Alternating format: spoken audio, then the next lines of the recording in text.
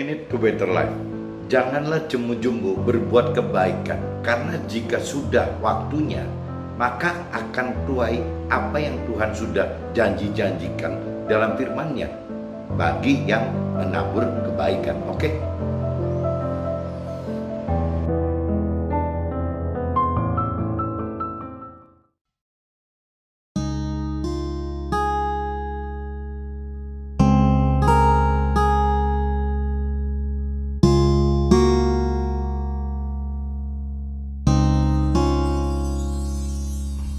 Dalam tangan-Mu ku serahkan hidupku,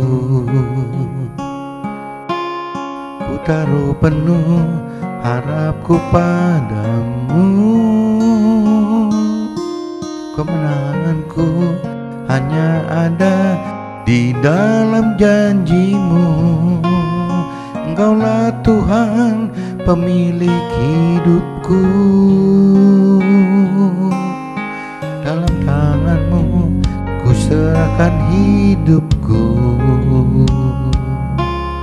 ku taruh penuh harapku padamu. Kemenanganku hanya ada di dalam janji-Mu. Engkaulah Tuhan pemilik hidupku. Semua yang terjadi dalam hidupku, semuanya atas seizin diri-Mu. Semuanya indah dalam rencana-Mu, sebab ku tahu Kau pemilik hidupku.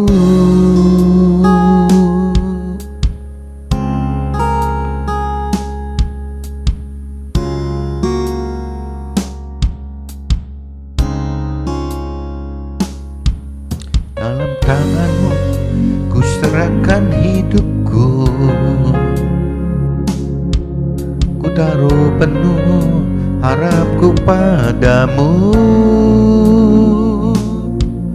Kemenanganku hanya ada di dalam janji-Mu. Engkaulah Tuhan pemilik hidupku. Semua yang terjadi dalam hidupku,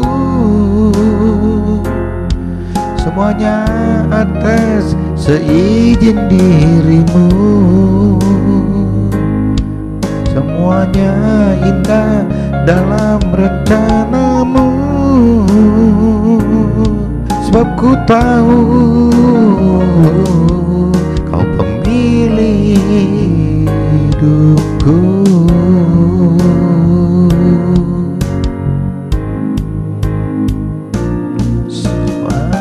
Jadi dalam hidupku, semuanya atas seizin diri-Mu. Semuanya indah dalam rencana-Mu, sebab ku tahu Kau pemilik hidupku.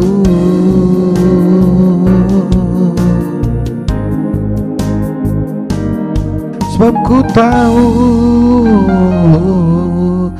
Kau pemilik hidupku.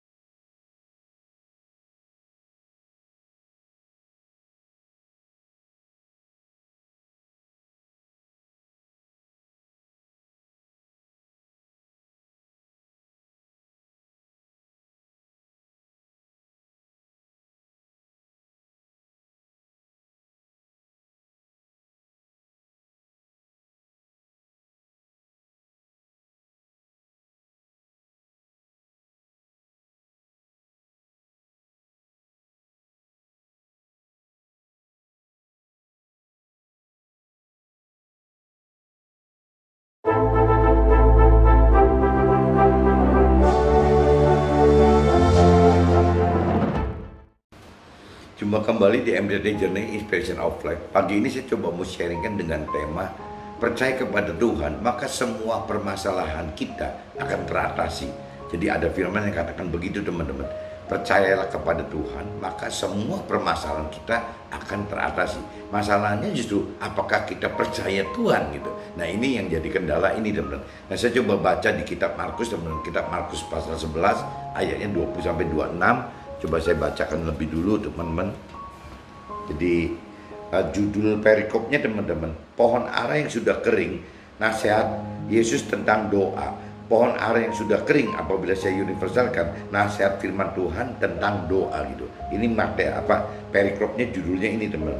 Pagi-pagi ketika Yesus dan murid-muridnya lewat, mereka melihat pohon ara tadi sudah kering sampai ke akar-akarnya. Nah ini cerita pada hari sebelumnya gitu. Yesus mengutuki pohon ara yang tidak berbuah itu teman-teman, dikutuki. Nah keesokan harinya malah jadi kering gitu pohon aranya gitu. Maka teringatlah Petrus akan apa yang telah terjadi. Lalu ia berkata kepada Yesus gitu, Rabi, lihatlah pohon ara yang kau kutuk itu sudah kering gitu. Jadi si Petrus lapor ke Yesus seperti itu. Yesus menjawab mereka, percayalah kepada Allah gitu. Jadi Yesus menjawab kepada mereka, percayalah kepada Allah. Aku berkata kepadamu, sesungguhnya barang siapa berkata kepada gunung itu, beranjaklah dan tercampaklah ke dalam laut, asal tidak bimbang hatinya, tetapi percaya bahwa apa yang dikatakannya itu akan terjadi, maka itu akan terjadi baginya teman-teman. Nah ini janji firman itu seperti itu teman-teman. Meskipun ini kan secara makro sekali gitu ya. Kalau permintaan kita tidak sesuai dengan firman Tuhan juga, rasanya Tuhan juga tidak akan berikan ke kita gitu. Karena apa yang di luar perintah peraturan Tuhan di dalam firman-Nya, apa yang di luar janji-janji Tuhan, itu semua mengandung kesesatan teman-teman. Nanti akhirnya kalau kita minta tidak sesuai firman, ujung-ujungnya kita malah mendapatkan sesat, masuk ke dalam neraka gitu. Jadi kuncinya balik lagi, apabila kita udah tahu bahwa dengan dasar kita percaya kepada Tuhan, maka semua permasalahan kita akan teratasi. Apa yang kita minta semua akan akan kita terima gitu. Ya kendalanya kembali lagi, ya kita harus mengerti akan firman Tuhan. Kalau tanpa mengerti akan firman Tuhan, akhirnya permintaan kita belum tentu sesuai dengan kebenaran firman Tuhan yang inginkan gitu. Jadi kuncinya setelah kita tahu bahwa kita harus percaya, ya kita juga harus mengerti akan firman Tuhan. Tanpa itu nanti akhirnya kita tuai kesesatan, dan rasanya Tuhan tidak akan berikan gitu apa yang kita minta di luar perintah dan peraturan Tuhan, di luar janji-janji Tuhan, di luar rancangan kehendak Tuhan. Kayaknya Tuhan tidak akan berikan pada kita. Jadi percuma kita minta ini itu tapi tidak akan mendapatkan gitu, karena memang tidak sesuai gitu dengan apa yang Tuhan rancang dan kehendaki itu gitu. Jadi percaya aja tidak cukup teman-teman, harus tetap mesti mengerti akan firman Tuhan. Nah, karena itu aku berkata kepadamu, apa saja yang kamu minta dan doakan, percayalah bahwa kamu telah menerimanya, maka hal itu akan diberikan kepadamu.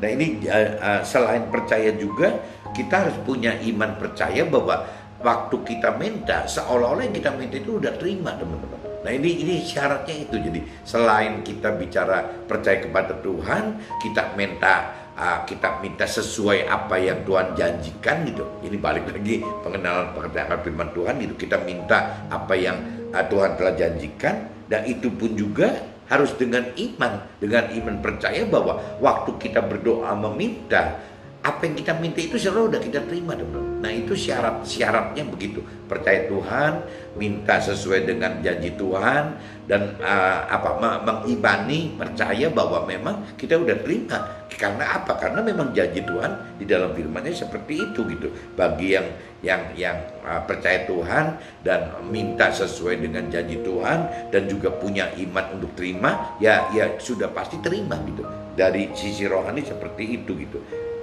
Nah ini dan jika kamu berdiri untuk berdoa, ampunilah dahulu sekiranya ada barang sesuatu dalam hatimu terhadap seseorang, supaya juga Bapamu yang di surga mengampuni kesalahan-kesalahanmu. Tetapi jika kamu tidak mengampuni, maka Bapa yang di surga juga tidak akan mengampuni kesalahan. Nah ini ada syarat tambahannya lagi. Jadi satu, harus percaya Tuhan.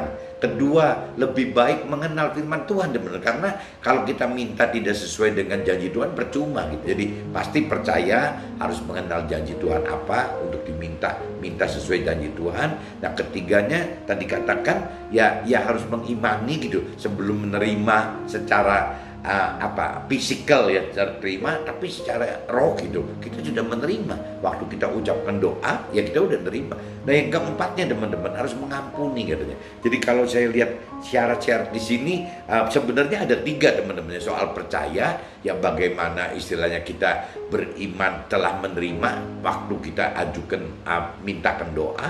Yang ketiganya baru bicara mengampuni gitu, mengampuni yang terkait dengan masalah yang kita minta tersebut gitu. Nah, cuman yang saya tambahkan di sini yaitu berarti yang nomor 2-nya teman-teman. Jadi nomor 1-nya percaya, nomor 2-nya minta sesuai janji-janji Tuhan di firman-Nya gitu. Kalau tidak akan masuk neraka. Jadi ini rasanya yang 2 ini pegang peran ya teman. Selain percaya Tuhan harus minta sesuai dengan janji-janji Tuhan. Yang ketiganya harus punya iman bahwa sudah menerima waktu kita ajukan permintaan dalam doa kita. Yang keempatnya harus mengampuni sesama kita yang terkait otomatis dengan permintaan-permintaan kita ini gitu.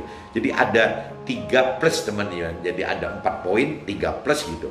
1 percaya, kedua minta sesuai dengan janji Tuhan, yang saya plusnya ini gitu. Yang ketiganya bicara mengimani sebelum kita terima secara fisikal gitu. Kita waktu berdoa pun kita di alam roh sudah seolah menerima gitu. Yang keempatnya atau yang ketiganya 3 plus atau 4-nya ya kita bicara bagaimana mengampuni gitu teman-teman, supaya Tuhan juga mengampuni kita di dari sorga gitu. Nah, syarat-syarat seperti ini syarat-syarat rohani teman-teman. Kalau kita tidak mengampuni, bagaimana Tuhan bisa mengampuni? Karena si iblis gitu, roh jahat, si setan ini tetap kan mendakwa terus gitu, mendakwa kita dan terus lapor kepada Tuhan gitu. Ya apabila Tuhan tidak melakukan keadilan gitu bagi kita manusia juga bagi semua gitu, termasuk si iblis tadi, ya pasti iblis akan mendakwa kita dan akan komplain ke Tuhan gitu, akan mengeluh ke Tuhan, kenapa Tuhan kok tidak adil, padahal Tuhan maha adil.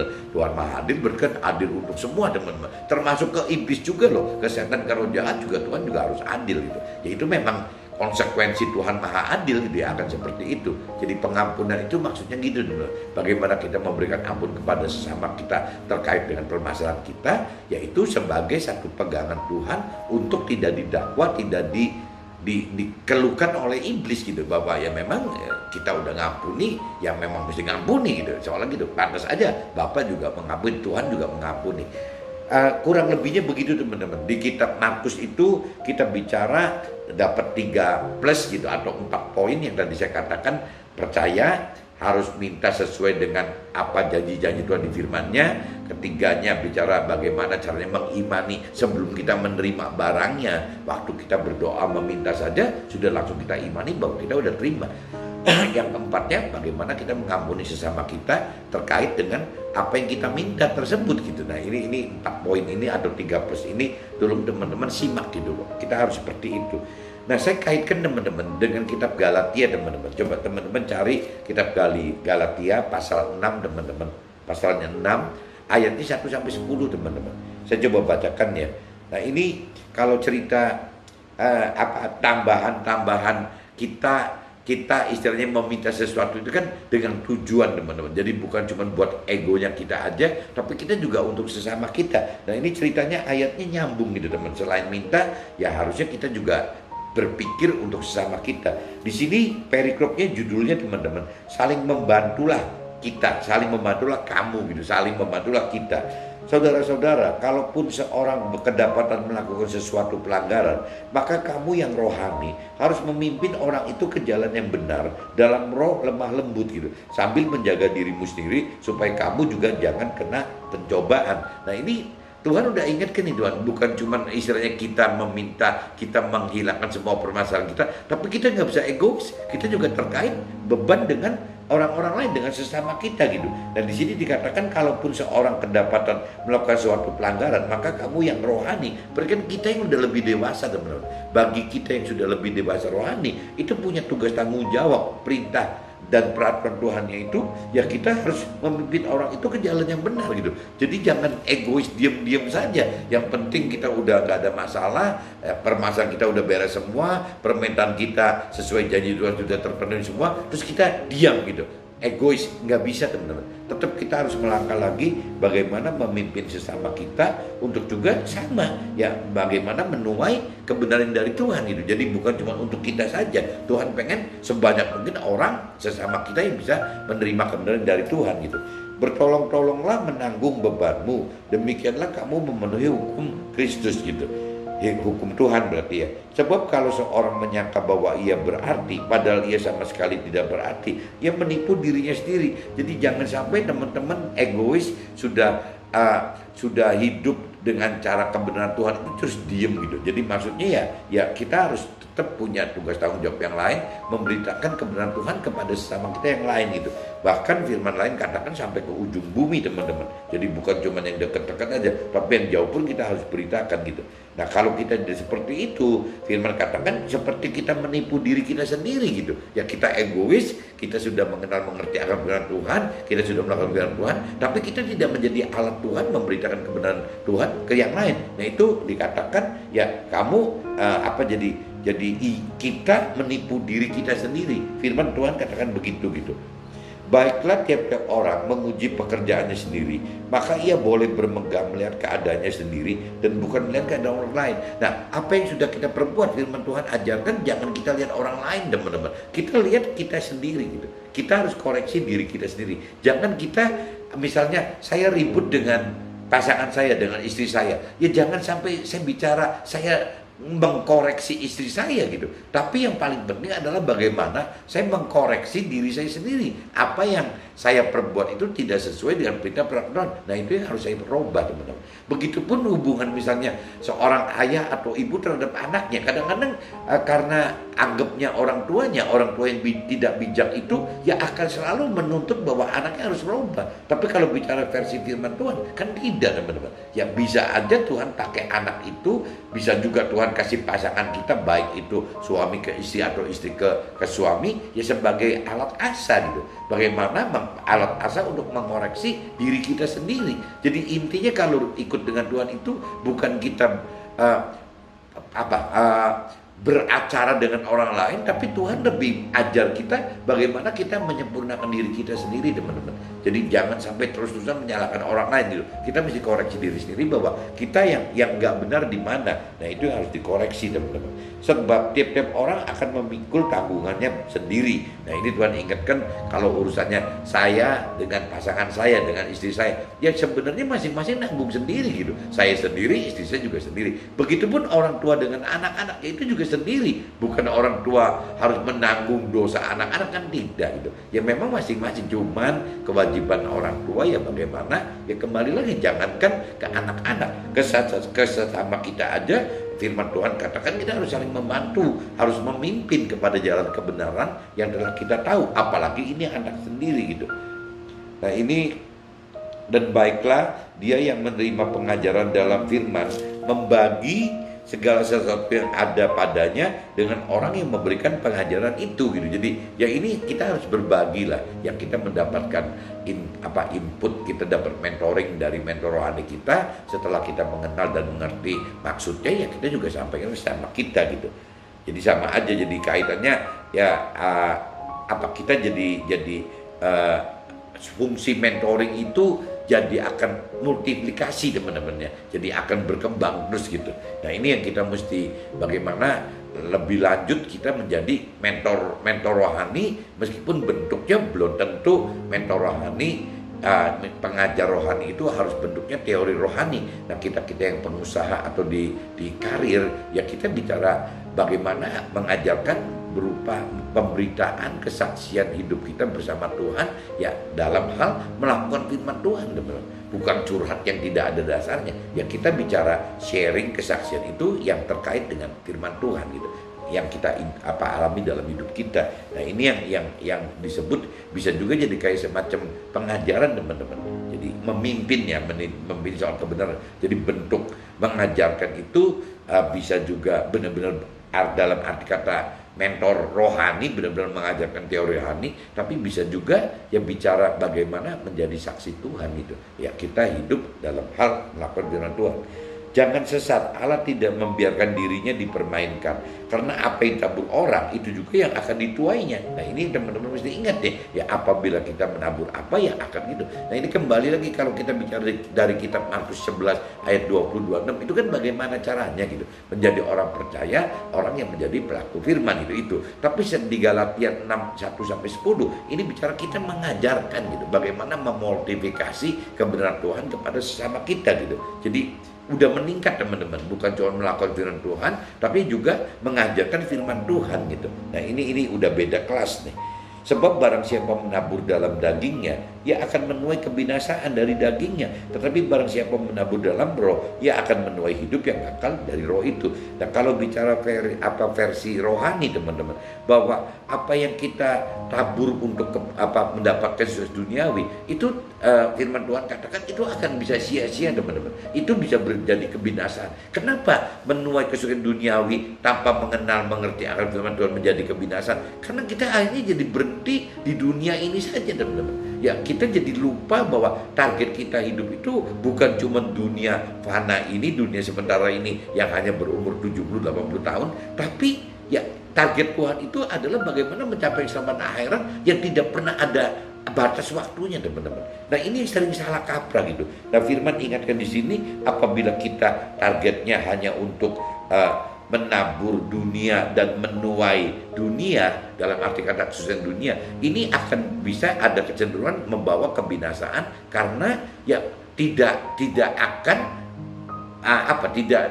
akan mencari target yang Tuhan inginkan, yaitu keselamatan akhirat. Karena apa? Karena dia sudah mendapatkan kesusahan duniawi dan pola pikirnya bahwa ya bagaimana caranya dia bisa bertahan hidup ya dengan harta yang berlimpah-limpah gitu. Ya sampai akhir usianya dia 70-80 tahun. Nah sedangkan Tuhan katakan hidup baru adalah mulai 70-80 tahun gitu. Nah ini jadi lucu gitu. Nah ini yang dikatakan kalau kita menabur dunia ya kita akan bisa menuai kebinasaan. Tapi kalau kita menaburnya bukan dunia, kita hidup adalah untuk melakukan firman Tuhan gitu. Mereka menabur, ya kalau udah melakukan firman Tuhan, menabur bukan cuma di dunia ini, tapi sampai ke alam akhirat. Bahkan prioritasnya ke alam akhirat dulu.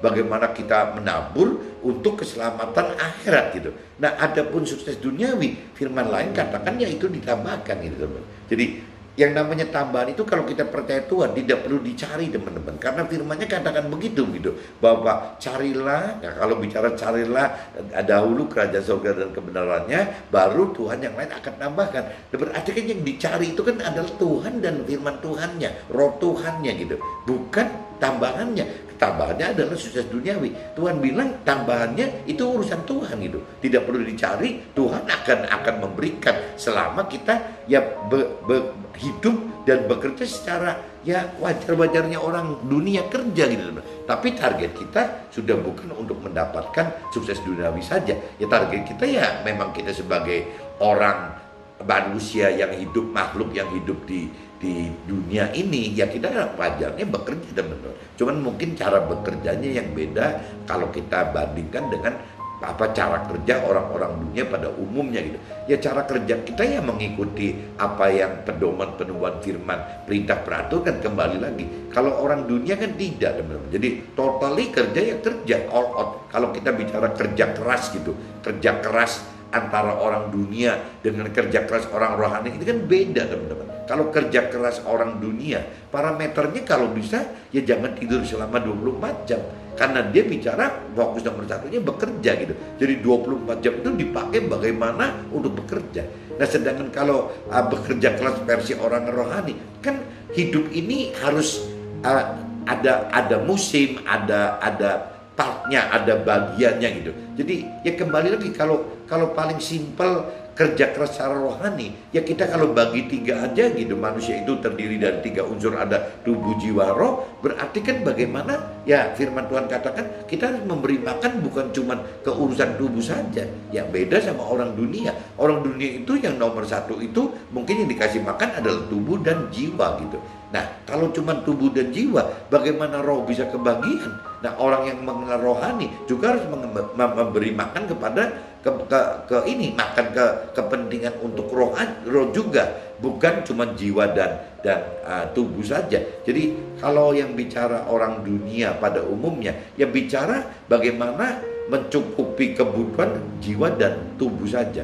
Tapi kalau bicara kerja kelas versinya versi rohani, ya harus 3 teman. Bagaimana memberikan waktu, memberikan makan kepada ya rohnya nomor 1 gitu. Baru nanti roh ini akan nyambung ke jiwa dan tubuh gitu. Nah ini bedanya gitu teman-teman. Tapi kalau kerja keras versi orang dunia, ya cuma 2. Ya bagaimana dia memuaskan diri sendiri, nafsu-nafsu duniawi dia, pikiran, perasaan, kehendaknya pribadi gitu, dan ya tubuh gitu. Hanya itu.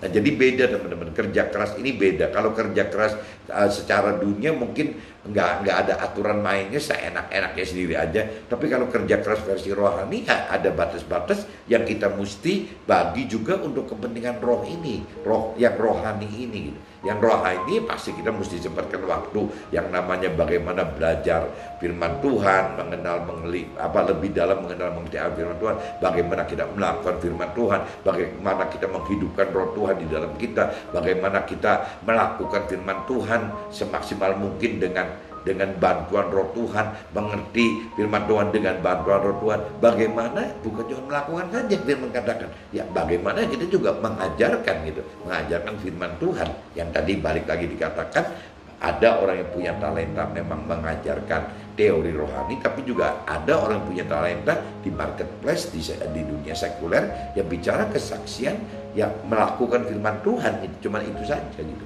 Nah ini yang sebagai beban kita. Nah ini saya lanjutkan teman-teman. Jadi sebab barang siapa menabur dalam dagingnya, ini yang tadi saya katakan, ia akan menuai kebinasaan dari dagingnya. Mudah-mudahan teman bisa nangkap maksud saya tadi gitu. Nah terus tetapi barang siapa yang menabur dalam roh, ia akan menuai hidup yang kekal dari roh itu sendiri gitu. Janganlah kita jemu-jemu berbuat baik, karena apabila sudah datang waktunya, kita akan menuainya jika kita tidak menjadi lemah. Jadi kitanya kalau bisa terus sampai meninggal dunia kita melakukan firman, ya pasti ada waktunya kita akan menuai teman-teman. Jangan kita sekarang kuat, bulan depan, tahun depan, 5 tahun lagi, 10 tahun lagi, 15 tahun lagi kita nggak kuat gitu. Nanti takutnya keburu meninggal teman-teman. Nah Tuhan kan menghitungnya kan bukan dari kita udah berbuat nanti yang 5 tahun lagi nggak berbuat, berarti yang 5 tahun sebelumnya ada gunanya gitu. Enggak teman-teman. Ya Tuhan kita akan menuai dengan posisi terakhir kita gitu. Jadi makanya ada firman katakan di sini, karena masih ada kesempatan bagi kita, malah kita berbuat baik kepada semua orang, tetapi terutama kepada kawan-kawan seiman gitu. Nah ini Tuhan katakan, kenapa harus seiman? Karena kalau seiman logikanya harusnya lebih mudah teman-teman untuk men-sharekan gitu ya, untuk mengajarkan, untuk menyaksikan gitu. Karena seiman dengan dasar-dasar firman yang sama lebih mudah, tapi juga akan lebih baik apabila kita juga bukan cuma seiman, tapi kita juga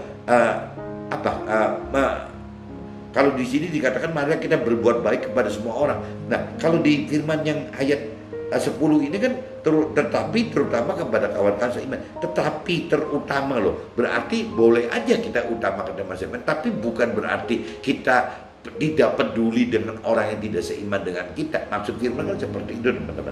Kenapa orang seiman kita harus peduli, lebih peduli gitu, terutama harus orang seiman? Ya karena kemudahan tadi, kemudahan cara kita pegang kitab sucinya sama, kita pegang cara aturan hidupnya juga sama. Ya harusnya begitu teman-teman. Tapi setelah itu kita jalani gitu, ya kita harus tetap untuk yang lain juga, bukan cuma yang seiman saja gitu. Menurut saya seperti itu teman-teman. Nah ini saya sudah bacakan teman-teman, kitab Markus pasal 11 ayat 20-26 dan kitab Galatia pasal 6 1-10 saya sudah bacakan. Nah ini saya coba masuk ke dalam sharing pribadi saya teman-teman.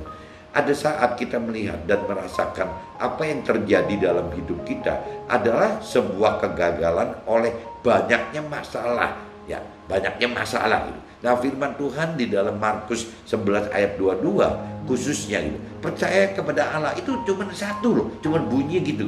Jadi satu ayat itu sedikit sekali, cuman bunyinya cuma gitu, percayalah kepada Allah gitu. Udah, itu satu ayat tuh. Nah, dengan percaya kepada Allah, maka semua masalah akan teratasi. Firman Tuhan katakan seperti itu, percayalah kepada Allah, kuncinya itu gitu. Nah, firman katakan, asal kita tidak bimbang, tetapi percaya akan apa yang kita katakan akan terjadi, maka hal itu akan terjadi gitu. Yang mana apapun yang kita minta dan doakan, percaya kita telah menerimanya. Itu syaratnya, dan saya udah jelaskan waktu baca firman. Jadi ya itu kuncinya itu gitu. Percaya, ya kita percaya bahwa kita sudah menerimanya, meskipun itu masih di alam roh gitu. Di alam fisik belum realita menerima, tapi di alam roh sudah menerima. Itu butuh itu teman-teman, untuk iman itu, untuk mencairkan sampai bisa dari alam roh menjadi alam fisik, alam nyata sekarang gitu.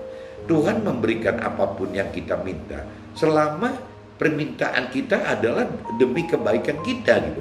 Dimana kebaikan Tuhan adalah selama ada tertulis dalam perintah dan peraturan serta janji-janji kebenarannya Tuhan gitu. Kebenaran yang ada dalam firman Tuhan gitu. Kebaikan Tuhan selalu dengan dasar firman Tuhan. Jadi kita mesti ingat lagi teman-teman, apa yang kita minta itu, ya kita kalau tidak mengerti akan firman Tuhan, akhirnya kita minta seenaknya aja teman-teman, ya ngawur gitu. Ya misalnya kalau seorang suami lagi ribut dengan istrinya gitu, ya malah mintanya kalau bisa ke Tuhannya minta ganti istri gitu. Ya padahal firman katakan itu tidak bisa gitu. Tidak bisa kita menceraikan istri kita, itu tidak bisa gitu. Nah ini kalau kita belum mengerti akan firman Tuhan, akhirnya permintaan kita jadi kacau teman-teman. Ya bagaimana kita pengen pecat istri kita karena kitanya ya ribut terus dengan istri kita.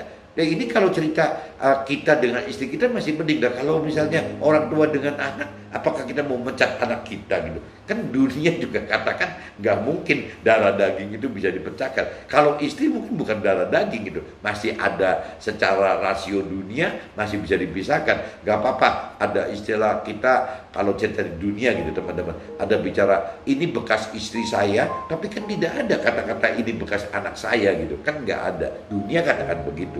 Tapi firman Tuhan juga tidak menyarankan seperti itu. Ya karena memang di firman Tuhan dikunci bahwa orang setelah menikah tidak bisa bercerai, teman-teman.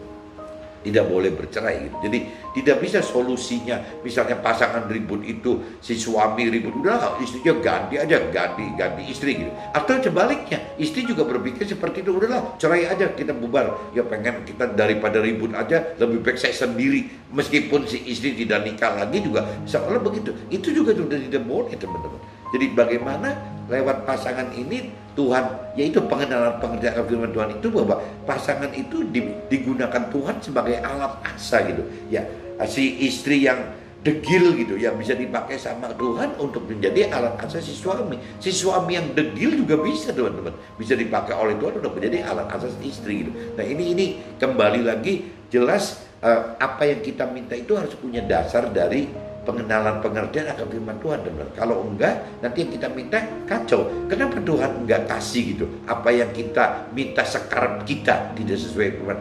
Nanti ujungnya kita bisa menuai gitu. Kalaupun Tuhan kasih, ujungnya bisa menuai kesesatan gitu. Kenapa sesat? Karena tidak sesuai dengan perintah peraturan Tuhan. Ya ujungnya kalau tidak melakukan perintah dan peraturan Tuhan, ujungnya akan masuk neraka. Ya Tuhan kan tidak mau seperti itu teman-teman. Makanya Tuhan tidak mau tidak memberi semua masalah yang Tuhan janjikan gitu. Nah, konyolnya kalau kita minta tidak mengerti akan firman Tuhan, akan janji-janji Tuhan. Nah ini jadi kadang-kadang kacau sendiri teman. Kayaknya mubazir gitu. Ya kita minta hal sia-sia memang firman larang kok. Kenapa kita mesti minta gitu? Kalau kita punya kecerdasan rohani, ya kita harus mengerti akan firman Tuhan secepatnya gitu, agar apa yang kita minta itu sesuai dengan janji Tuhan. Tidak meminta yang tidak sesuai janji Tuhan, karena konsekuensinya masuk neraka teman-teman. Permintaan kita kepada Tuhan akan terpenuhi jika kita percaya dan berdoa, percaya dan berdoa serta sesuai dengan firman Tuhan juga. Ya, harus dengan berikan ampunan lagi gitu, malah harus memberikan ampunan gitu kepada orang yang terkait permintaan kita itu gitu, agar Tuhan juga mengampuni kesalahan kita. Ini adalah tindakan rohani gitu. Nah ini imbal balik rohani juga kayaknya butuh pengupasan khusus teman-teman. Jadi kita ini hidup itu ada bicara di alam nyata dunia ini, dan bisa juga ada di alam roh gitu. Nah ini yang mungkin kalau hari ini dikupas terlalu panjang teman-teman. Cuma teman-teman harus tahu bahwa yang tadi seperti firman di kitab harus katakan bahwa ya apabila kita meminta sesuatu, kita secara fisik belum terima, tapi iman kita sudah merasa menerima. Nah itu bedanya di secara alam nyata gitu, dunia ini kita belum terima, tapi di alam roh sudah nerima. Nah itu perbedaan alam nyata dengan alam roh seperti itu. Alam dunia dan alam roh itu seperti itu gitu. Nah ini nanti next time kita coba kupas gitu. Akan lebih terhindar dari kesesatan jika apa yang kita minta dan terima sesuai dengan firman Tuhan saja gitu. Karena prinsip apa yang kita tabur akan kita tuai. Jika kita tabur hal-hal duniawi akan tuai kebinasaan. Itu kembali lagi dari firman udah ingatkan yang tadi saya juga udah sharingkan gitu. Tetapi jika kita tabur hal-hal rohani akan tuai keselamatan hidup akhirat yang kekal. Nah ini yang bedanya gitu teman-teman. Apabila kita cuman targetnya adalah seperti orang dia pada umumnya berkesudahan duniawi, takutnya justru apa yang kita peroleh dalam hal sukses duniawi itu malah membawa kebinasaan kita, dan bahkan mungkin keluarga kita loh, anak-anak kita juga gitu. Karena salahnya kita tidak mengerti firman Tuhan. Jadi akhirnya tuaian dari berkat-berkat duniawi ini menjadi andalan teman-teman, menjadi andalan hidup. Ya bagaimana hidup sampai diakhiri di dunia ini. Nah dunia ini firman katakan berakhir 70-80 tahun. Nah Tuhan tidak mau seperti ini kan. Jangan sampai pola orang tua seperti ini dilanjutkan ke anak cucunya seperti hal yang sama gitu. Nah itu kan dosanya jadi berlipat-lipat. Dosa orang tuanya gitu, dosa terhadap diri sendiri, dosa terhadap anak-anak, bahkan bisa dosa terhadap cucu-cucunya gitu. Kenapa? Karena tidak mengajarkan apa yang Tuhan perintah dan peraturkan. Nah ini konsekuensi orang tua ini jangan enak-enak aja teman-teman. Jadi orang tua juga harus punya beban seperti ini gitu. Cuman yang jelas gitu, kalau memang orang tua tidak mengerti akan firman Tuhan, biasanya target hidupnya hanya bagaimana target kesenangan duniawi. Sedangkan Tuhan pengen banget bukan itu. Tuhan pengen targetnya adalah keselamatan akhirat gitu. Karena yang kekal, yang ini kan fana, sementara. Duniawi itu fana dan sementara. Sedangkan yang punya Tuhan yang kekal. Dan hidup baru kita itu ada di akhirat teman-teman, bukan di dunia ini. Di dunia ini hanya 70-80 tahun. Di akhirat kan nggak ada batas gitu, nggak ada limitnya. Nah Tuhan pengen kita ada di posisi akhirat ini teman-teman. Bagaimana caranya kita mencapai keselamatan dalam akhirat ini gitu. Nah ini tidak cuma berlaku untuk orang tua saja, tapi juga berlaku untuk anak-anak dan cucu kita. Jadi kita dengan pasangan kita plus ya anak-anak cucu kita, bahkan kalau orang tua kita masih hidup gitu atau mertua kita masih hidup, ya itu juga tugas tanggung jawab kita. Setelah ini bisa terjangkau, ya Tuhan balik lagi ajarkan, ya coba kita jadi alat Tuhan untuk memberitakan kebenaran firman Tuhan lebih luas lagi teman-teman, sampai ke ujung dunia. Tuhan pengen seperti itu gitu. Janganlah kita jemu-jemu berbuat baik, karena jika sudah datang waktunya, kita akan tuai apa yang Tuhan janji-janjikan bagi yang menabur kebaikan. Nah ini teman-teman jangan jemu, kata firman Tuhan katakan begitu. Kadang-kadang memang kesel sih teman-teman. Ya kita kok nggak selesai gitu. Bagaimana proses rohani, kedewasan rohani kita untuk diri kita sendiri aja belum selesai gitu. Ya bagaimana kita lebih lanjut lagi, bukan cuma melakukan kebenaran firman Tuhan saja, tapi kita juga harus mengajarkan firman Tuhan. Nah ini kan jadi dua kali teman-teman. Ya bagaimana melakukan dan bagaimana mengajarkan. Nah kalau istilah supaya teman-teman jelas gitu, antara melakukan dengan mengajarkan. Melakukan adalah kita sebagai konsumen firman Tuhan teman-teman. Ya kita di mentor, kita belajar gitu, itu sebagai konsumennya, pemakai firman Tuhan.